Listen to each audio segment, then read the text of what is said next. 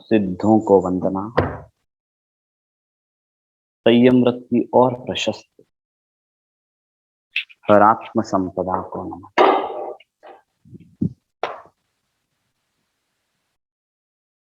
आंखें कोमलता से बंद, शरीर को सुझाव,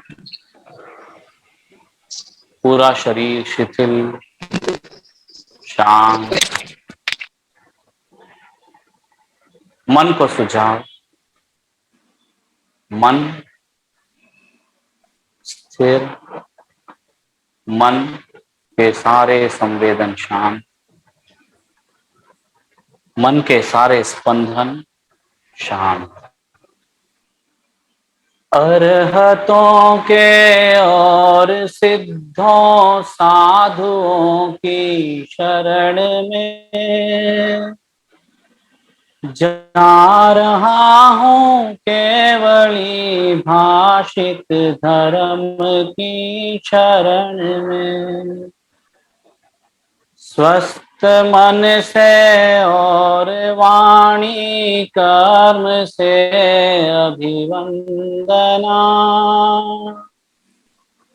करूं मैं नित अरहतों की भाव भीनी वंदना, भाव भीनी वंदना, भाव भीनी वंदना। हे मन, अनंत भवों की यात्रा में अनेक बार धर्म का कार्य किया, अनेकों बार धर्म के कार्य में संलग्न हुआ, अनेकों बार दुख के भय से, नरक के भय से, बंधन के भय से करने वाले कार्य को धर्म का कार्य समझा। हे मन, यथार्थ को जानने का प्रयास हो, सत्य को जानने के मार्ग की ओर प्रशस्त हो। हे मन,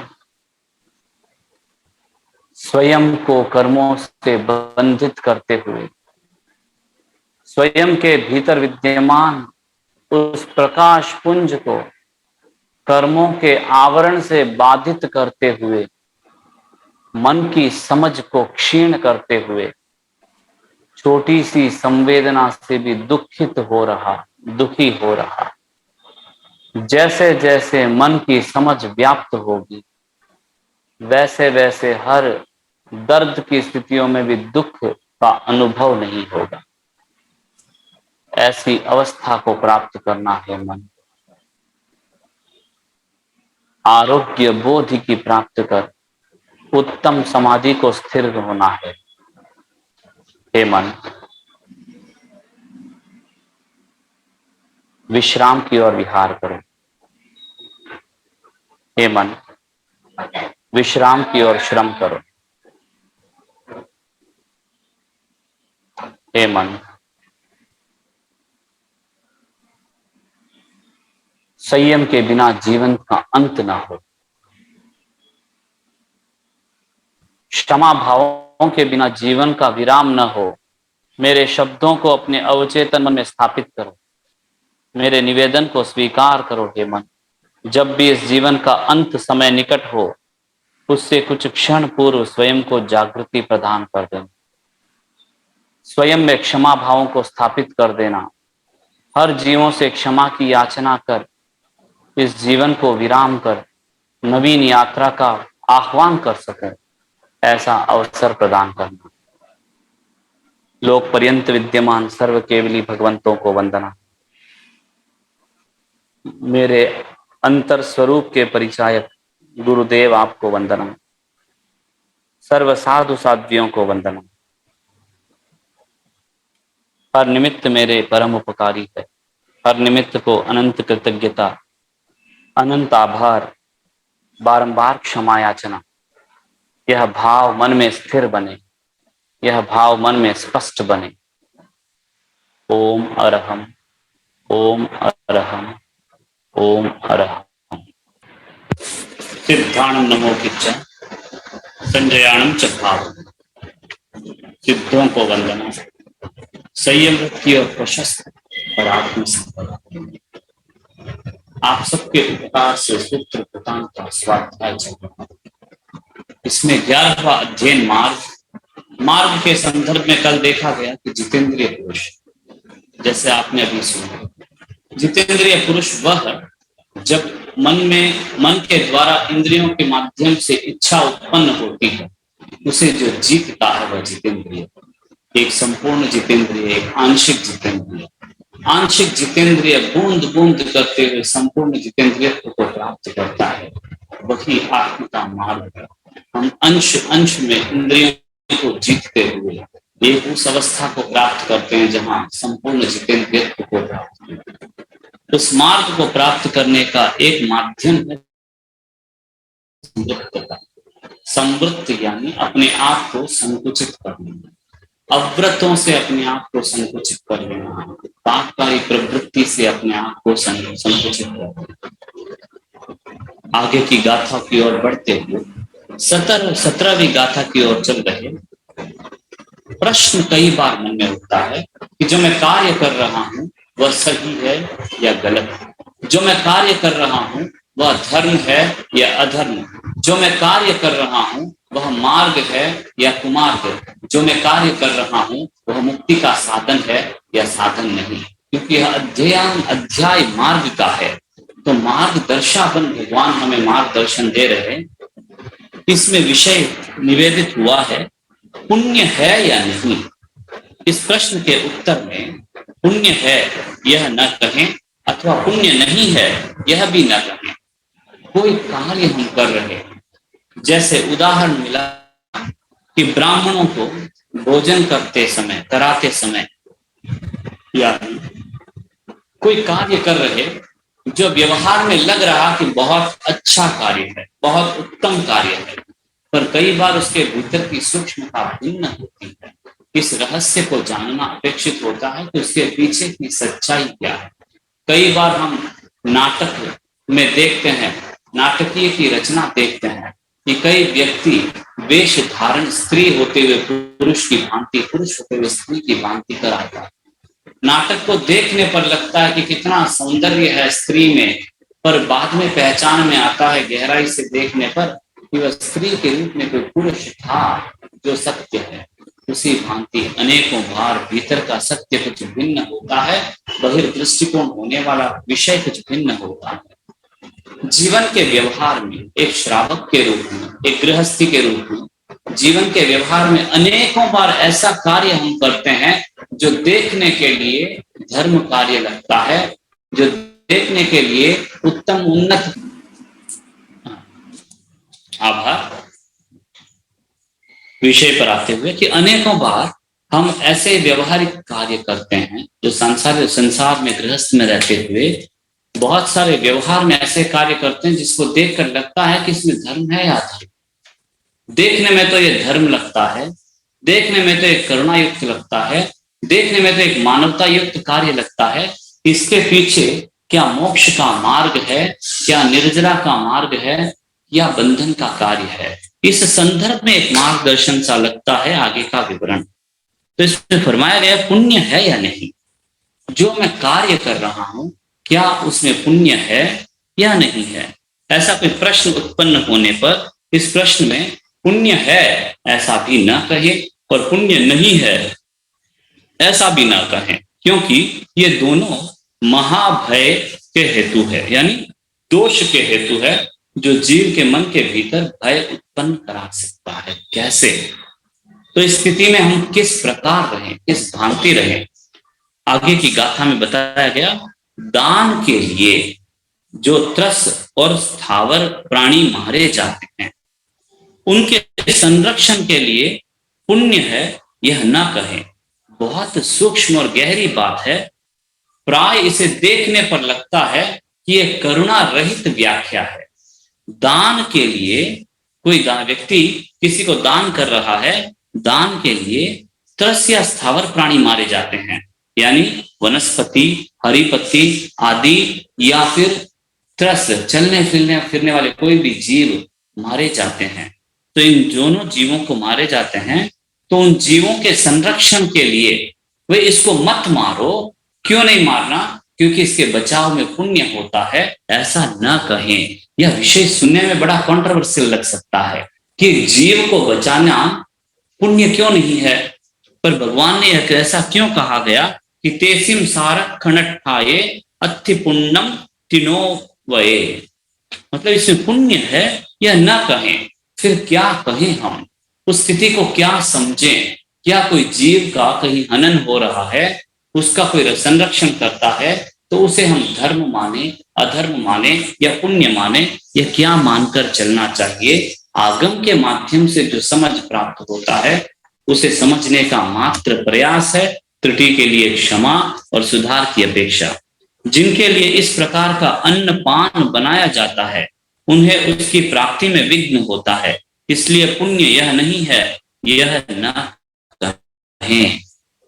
जिनके लिए उस प्रकार का अन्न पान बनाया जाता है उन्हें उसकी प्राप्ति में विघ्न होता है, यानी किसी के लिए कुछ बनाया जा रहा है, उसके बनाने में हिंसा हो रही है, ऐसी हिंसा हो सकता है, इसलिए यह पुण्य नहीं है, ऐसा भी न कहें। पहले तो कहा कि पुण्य है यह न कहें, अब कहा पुण्य नहीं है यह न कहें। कभी कभी भगवंत की वाणी काफी मार्मिक होती है, जहां दोनों छोर से रास्ता बता दिया, किस और जाना नहीं बताया, वह वाली स्थिति हो जाती है। अब पथिक देखता है कि मैं पूर्व दिशा में जाऊं या पश्चिम दिशा में जाऊं, तो आगे का गाथा और ऐसा ही पेचीदा लगता है कि जे दानम पसंद संति, यानी जो दान की प्रशंसा करते हैं वे प्राणियों के वध की इच्छा करते हैं, और जो उसका प्रतिषेध करते हैं वे उनकी वृत्ति का छेद करते हैं। यानी कोई व्यक्ति दान दे रहा है, उस दान की प्रशंसा करता है, तो प्राणी के वध की इच्छा और अनुमोदना करता है, ऐसा बताया जा रहा है। अब इसमें प्राणी की इच्छा और अनुमोदना, वध की इच्छा और अनुमोदना कैसे? मेरे मन में तो किसी जीव को मारने की इच्छा न हुई। एक व्यक्ति अपने सामने किसी दूसरे व्यक्ति को जो कमजोर है, उस व्यक्ति को लाठी लेकर जोर जोर से पीट रहा। अब पीटने वाले को देखकर कोई पीठ थपथपाता है, उसको शाबाशी देता है कि अरे वाह, आपने बहुत अच्छा कार्य किया, बहुत सुंदर कार्य किया है, और मजे से करो, और मजा आ रहा है। ऐसा कहने वाला उस पीटने वाले का सहयोग दे रहा है या नहीं? ऐसा कहने वाला उस पीटने वाले के सहयोग मन को और प्रोत्साहन दे रहा है या नहीं? उसी भांति कोई व्यक्ति दान की प्रशंसा करता है तो प्राणी वध की इच्छा या अनुमोदना करता है, ऐसा मार्गदर्शन इस गाथा से महसूस होता है। क्यों? क्योंकि संसार में किसी भी जीव का पोषण अन्य जीव के आधार पर ही होगा, ऐसा बताया गया है। एक गाथा में प्राप्त होता है कि एक की आंखों में खुशियां, एक के आंसू बहे। मतलब किसी की पूर्ति के लिए किसी पर निर्भर होना अपेक्षित होता है। मैं दान देता हूं, दान में जो भी वस्तु देता हूं वह वस्तु किसी पर जीव का हनन होकर आता है, तो वह दान की प्रशंसा उस जीव के हनन की प्रशंसा है। संभवतः ऐसा प्रतीत होता है। भिन्न भिन्न संप्रदायों में भिन्न भिन्न इसका दृष्टिकोण है, पर इस दृष्टि को गहनता से समझने का प्रयास करें। संप्रदाय की बात को अलग रखते हुए मात्र भगवान की व्याख्या को गहराई से समझने का प्रयास हो कि जे दानम पसंसंति, जो दान की प्रशंसा करते हैं। यानी अगर किसी दान में हिंसा जुड़ी है, किसी दान में पर जीव का हनन जुड़ा है, दो विषय। किसी दान में हिंसा जुड़ी है, कहने का तात्पर्य है दान के कारण से मेरे यश कीर्ति नाम की इच्छा जुड़ी है, वह परम हिंसा है। दान के कारण से स्वयं के लोभ का भाव जुड़ा है, वह हिंसा है, जहां आत्मा को कर्मों से बंधित और बाधित करती है। यानी दान के साथ हिंसा जुड़ी हो। दूसरा विषय, दान के साथ किसी प्राणी के वध या हनन जुड़ा हो, यानी किसी के दान, किसी के पोषण के लिए किसी का हनन होता है। इस पर गहन चिंतन करें क्या संसार में किसी भी जीव का पोषण किसी के हनन के बिना हो सकता है? संसार में किसी भी जीव का देख रेख, किसी भी जीव की पूर्ति, यानी भूख लगी तो खाना देना, प्यास लगी तो पानी पिलाना आदि से लेकर हर प्रकार की पूर्ति में पर जीव का हनन जुड़ा है, ऐसा मार्गदर्शन प्राप्त होता है। और दान के नाम से एक की पूर्ति के लिए एक के हनन करने वाले को अगर प्रोत्साहित करते हैं तो वह उस हनन का प्रोत्साहन है, उस हिंसा का प्रोत्साहन है, संभवतः ऐसा प्रतीत होता है। इसलिए उसका प्रोत्साहन ना करें। अब आगे मार्गदर्शन मिलता है, जो उसका प्रतिषेध करते हैं वे उनकी वृत्ति का छेद करते हैं। एक प्रकार से कहा कि उसका प्रोत्साहन ना करें, फिर कहा रोके भी मत, प्रतिषेध भी न करें। कोई अगर दे रहा है किसी को तो उसे रोके भी नहीं, उसमें विघ्न पैदा न करें, क्योंकि जिसको मिल रहा है उसके लिए अंतराय आप पैदा कर रहे हो। यहां दो दृष्टियों से चल रहा, एक देने वाला जो दो के बीच में है, देने वाला, दूसरा लेने वाला, तीसरा जिसको लेकर दिया गया। देखिए, एक दान में तीन पात्र जुड़ते हैं। एक पात्र होता है जिसको मिलता है, एक पात्र होता है जो देता है, एक पात्र होता है जिसको दिया जाता है। जैसे एक व्यक्ति को किसी ने कुछ फल दिया दान में, तो इस व्यक्ति ने कहा कि मैं तरबूजे है ना दान में देता हूं, तो एक एक व्यक्ति को एक एक तरबूजा दिया। अब तरबूजा लेने वाला एक व्यक्ति हो गया, तरबूजा देने वाला एक व्यक्ति हो गया, तरबूजा स्वयं एक पात्र हो गया, क्योंकि वही उसके देने में काम आ रहा है। अब उस तरबूजे को व्यक्ति काट के अपना पेट भरता है, तो उस तरबूजे के काटने में बंधन, प्रवृत्ति, हिंसा आदि जुड़ी, सीधी भाषा में हिंसा कह देते हैं। तो उस तरबूजे के काटने में हिंसा तो हो रही। अब उस दान की प्रशंसा करना यानी उस तरबूजे को के हिंसा का प्रोत्साहन करना हो गया। यह पहला पार्ट। अब दूसरा पार्ट है इसका कि दान का निषेध ना करें। यह निषेध कैसे होता है कि अब अगर देने वाले को निषेध करते हो, देख भाई ऐसे देने से ना पुण्य नहीं होता, ऐसे देने से ना पाप का बंद होता है, पाप का प्रोत्साहन हो रहा है, इसमें पाप का बढ़ावा हो रहा है, ऐसा बताने पर जो देने वाला है वह अगर समझे बिना देना रोक देता है, तो जिसको मिलना चाहिए उसके मिलने में आपने बाधा पैदा किया। यानी एक दृष्टि थी जिसे दे रहे हैं उसका हनन, दूसरी दृष्टि थी जिसको मिल रहा है उसका अंतराय। ये दोनों दृष्टियों से, ये दोनों न करते हुए हम चलें, ऐसा मार्गदर्शन प्राप्त होगा। अब ये दोनों न करते हुए कैसे चलें, किस प्रकार से चलें? मध्यस्थ भाव। मध्यस्थ भाव यानी एक प्रकार से समभाव। कोई व्यक्ति अगर किसी को कुछ दे रहा है, तब वर्तमान के क्षण में ऐसा न कहें कि इसमें पाप है, इसमें पुण्य है, इसमें ऐसा है, धर्म है आदि। उसको अपनी समझ के अनुसार जो कार्य कर रहा है वो करने। फिर हमें करना क्या चाहिए? तो यथा अवसर, वर्तमान को छोड़कर यथा अवसर उस जीव को मार्गदर्शन का प्रयास देना चाहिए। यहाँ दो प्रकार की अनुकंपा का प्रतिपादन होता है। एक प्रकार की अनुकंपा जहां पर जीव को देखकर मन में दया आती है, यानी एक जीव तरस रहा है तो उसे देखकर मन में दया का भाव आता है, अरे अरे ये जीव तरस रहा है। अब उसको वो तरस रहा है यानी भूख से तरस रहा है। अब जब वह जीव भूख से तरस रहा था तो देखा बाजू में एक पेड़ है, उस पेड़ से कुछ फल तोड़े और उस जीव को खिला दिया। अब उस जीव को खिलाने में यानी उस अनुकंपा में यह पेड़ के जो फल दे रहे हैं उसकी हिंसा जुड़ी है। जिस अनुकंपा में हिंसा जुड़ी हो उसको सावध्य अनुकंपा के रूप में जाना गया, संभवतः यथा जानकारी। यानी उस अनुकंपा में वध जुड़ा है, किसी प्राणी का वध जुड़ा है।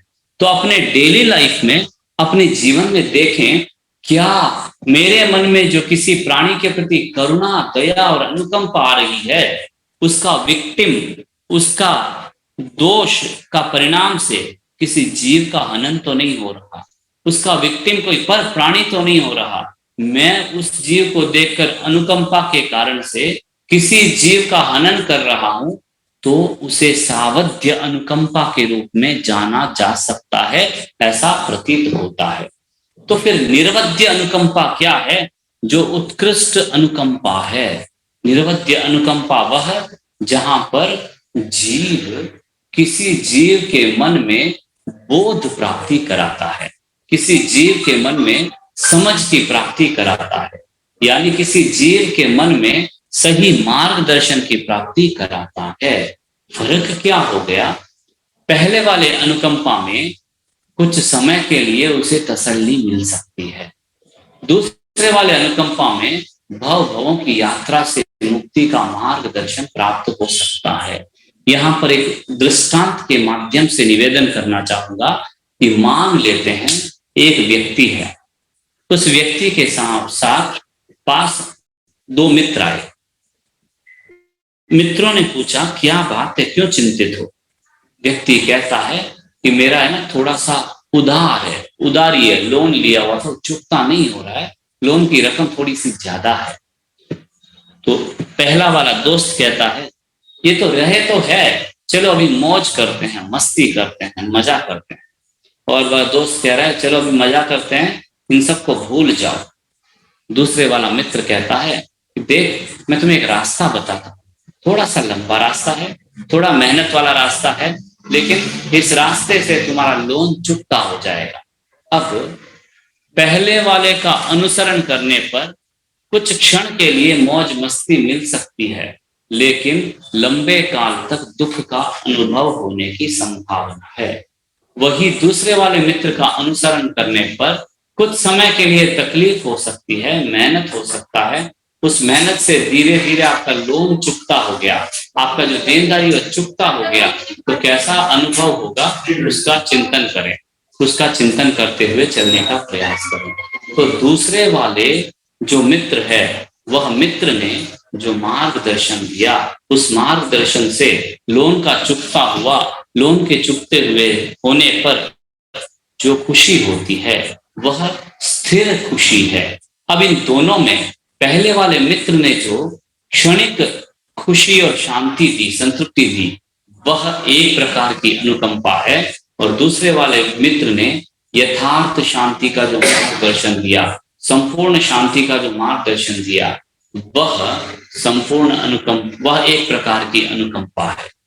पहले वाले अनुकंपा में कहीं न कहीं फिर से बंधन जुड़ा है, फिर से हिंसा जुड़ी है। दूसरे वाले अनुकंपा में मात्र निर्जरा और निर्जरा ही जुड़ी है।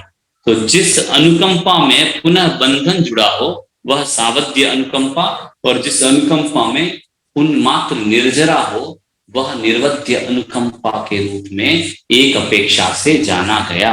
यानी जो दान की प्रशंसा करते हैं वे प्राणियों के वध की इच्छा करते हैं, और जो दान का प्रतिषेध करते हैं वे उस प्राणी को अंतराय उत्पन्न करने वाले होते हैं, उनके खाना पानी का अंतराय उत्पन्न करने वाला होते हैं।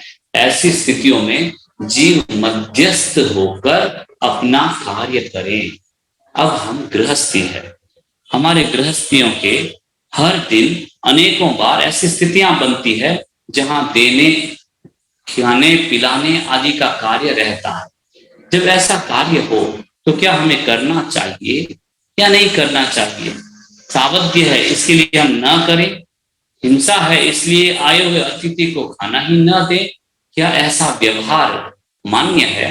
तो इसको ज्यादा विस्तार न देते हुए इस विषय को संक्षिप्त में बताने का प्रयास करूंगा कि जिस स्थान पर हम खड़े हैं उस स्थान का न्याय होना चाहिए, जिस स्थान पर हम खड़े हैं उस स्थान का न्याय निर्लिप्त भाव से होना चाहिए। यह निवेदन कि व्यापारी व्यापार में बैठा है, व्यापार के स्थान पर बैठकर ये सोचता है कि मैं अगर 10 का 12 में बेचूंगा तो यह पाप होगा, लोभ होगा, पर ऐसा सोचता है तो उस स्थान के साथ अन्याय हो रहा है। उस स्थान का न्याय है कि यथोचित रूप से, सीमित रूप से जो व्यवहार है उसके अनुसार वह कमाई करते हुए उस व्यापार में आगे बढ़े। अगर लोभ और पाप का चिंतन चल होता है तब उसको व्यापार में बैठना ही नहीं चाहिए। यानी व्यक्ति की जितनी आवश्यकता है उस आवश्यकता की पूर्ति में जो भी हिंसा जुड़ी हुई है उससे संताप के भावों के साथ, प्रायश्चित के भावों के साथ प्रतिक्रमण कर विशुद्ध होने का प्रयास होना चाहिए। आगे की भाग गाथा की ओर बढ़ते हुए, जो धर्म या पुण्य है या नहीं ये दोनों नहीं कहते, वे कर्म के आगमन का निरोध कर निर्वाण को प्राप्त होते हैं। यानी जो व्यक्ति ये कहता है कि हाँ किसी का दान दे रहे हो, किसी को दान दे रहे हो, वह दान देने में धर्म है, ऐसा कहने वाला भी कर्मों का बंधन करता है। दान देने में धर्म नहीं है ऐसा कहने वाला भी कर्मों का बंधन करता है। और जो जीव इन दोनों स्थितियों में मौन रहता है, शांत रहता है, कर्मों का निर्जरण कर निर्वाण की ओर गतिशील बनता है, ऐसा मार्गदर्शन प्राप्त होता है। तीर्थंकरों के निर्वाण परम होता है, जैसे नक्षत्रों में चंद्रमा। इसीलिए सदा संयत और जितेंद्रिय मुनि निर्वाण का संधान करें। तीर्थंकरों का निर्वाण परम होता है। बाकियों का निर्वाण परम नहीं होता है क्या? तो ऐसे देखा जाए तो अनेक जीव जन्म लेते हैं, अनेक जीव कैवल्य प्राप्त करते हैं, अनेक जीव मोक्ष प्राप्ति को हो जाते हैं, पर हमें पता भी नहीं चलता। लेकिन तीर्थंकर लोग को उद्योत करने वाले होते हैं, लोग को प्रकाश देने वाले होते हैं। और जो लोग को प्रकाश देने वाला सूर्य है जब छिपता है तो छिपने वाला क्षण भी परम है। इस अपेक्षा से जैसे नक्षत्रों में चंद्रमा सबसे परम है, उन्नत है, वैसे ही उन्नत तीर्थंकरों का निर्वाण भी उन्नत है। इसलिए सदा संयत और जितेंद्रिय मुनि निर्वाण की ओर चलने का प्रयास करें। तीर्थंकर जिन्होंने संपूर्ण ज्ञान को प्राप्त कर संसार को मार्गदर्शन दिया, जिस रास्ते को उन्होंने अपनाया है, संयमी जीव हम भी उसी रास्ते को अपनाने का प्रयास करें, क्योंकि परम ज्योति समान तीर्थंकरों ने जो निर्वाण की और प्रस्थान किया, हम भी उसी निर्वाण की ओर प्रस्थान करें, ऐसा मार्गदर्शन प्रतीत होता है। संसार के प्रवाह में बहते और अपने कर्मों से छिन्न होते हुए प्राणियों के लिए भगवान ने कल्याणकारी द्वीप का प्रतिपादन किया। इसे प्रतिष्ठा कहा जाता है। संसार के प्रवाह में बहते हुए अपने कर्मों से, कर्मों की पहचान किए बिना जो जीव अपनी यात्रा में चल रहे, यानी अपने आप को पहचान किए बिना जो जीव एक पशु तुल्य जीवन जी रहे हैं, एक मनुष्य में एक पशु में कोई अंतर होता है तो मूल रूप से मनुष्य उदय के परिणामों को जान सकता है, पशु उदय के परिणामों को कभी नहीं पहचान सकता। मनुष्य उदय के परिणामों को जानकर प्रतिक्रिया रहित होने का प्रयास कर सकता है। पशु उदय के परिणामों को जान नहीं सकता और उसके प्रतिक्रिया के परिणामों से प्रतिक्रिया करता ही है। हम मनुष्य होकर न जानते हुए अगर प्रतिक्रिया करते हैं कर्मानुरूप, तो हम में और उन संक्षिप्त मन वाले जीवों में या फिर अन्य पशुओं में कोई विशेष अंतर है। क्षमा भावों के साथ निवेदन कि ऐसा प्रतीत नहीं होता। जितेंद्रिय हिंसा आदि के स्रोतों को छिन्न करने वाला अनाश्रव होकर जो शुद्ध, पूर्ण और अब अनुपम धर्म का आख्यान करता है, उस धर्म को न ही जानते हुए कुछ अबुद्ध अपने को बुद्ध कहते हैं, अपने आप को बुद्ध मानने वाले, वे समाधि से दूर है। इस अध्ययन में एक को जानना है कि पूर्व में धर्म को अधर्म और अधर्म को धर्म मानने के संदर्भ में मार्गदर्शन प्राप्त हुआ। उसके बाद क्रिया के संदर्भ में, यानी मार्ग को कुमार्ग और कुमार्ग को मार्ग जानने में मार्गदर्शन प्राप्त हुआ। कैसे? मैं कौन सा कार्य कर रहा हूं, उसमें हिंसा है, धर्म है, पुण्य है, उसमें पुण्य पाप के संदर्भ में मेरे कार्य से किसी प्राणी का वध होता है तो उसको धर्म का मार्ग माना नहीं जा सकता, ऐसा मार्गदर्शन प्रतीत हुआ। अब बुद्ध को अबुद्ध और अबुद्ध को बुद्ध समझने के संदर्भ में मार्गदर्शन प्राप्त हो रहा है।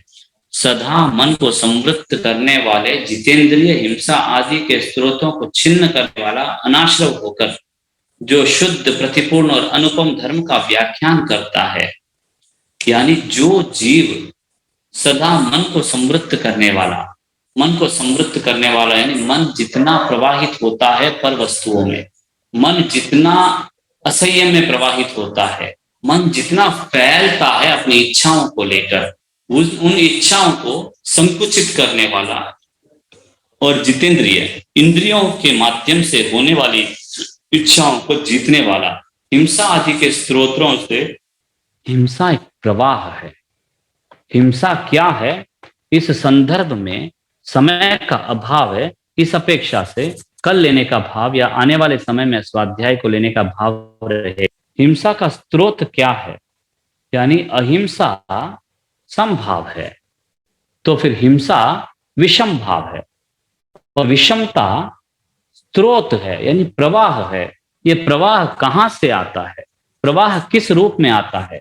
जिसका अनुभव हम बहुत बार कर रहे, अनेकों बार कर रहे। ये प्रवाह कहां से उठ रहा? ये प्रवाह है तो इसका मूल स्रोत क्या है, जिसे जानने का मार्गदर्शन आचारांग सूत्र में भी मिलता है।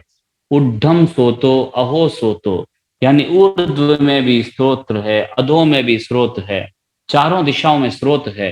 हे दीर्घदर्शी पुरुष, उस स्रोत को पहचानो, ऐसा मार्गदर्शन आचारांग सूत्र में प्राप्त होता है। उसी प्रकार यहाँ पर हिंसा को स्रोत कहा गया, स्रोत कहा गया है। यह स्रोत, यह प्रवाह किस रूप में होता है, इसे यथाशीघ्र जानने का भाव रखते हुए, बताने में किसी प्रकार की त्रुटि हुई हो, किसी प्रकार का मिथ्या भाव प्रकट किया हो, भगवंत की वाणी के विरुद्ध कोई शब्द कहा हो, तो बारंबार क्षमा याचना निवेदन करते हुए अनंत अनंत आभार ज्ञापित करता हूँ। ओम अरहम, ओम अरहम, ओम अरहम। आज के सत्र को विराम देते हुए कृतज्ञोस्मि।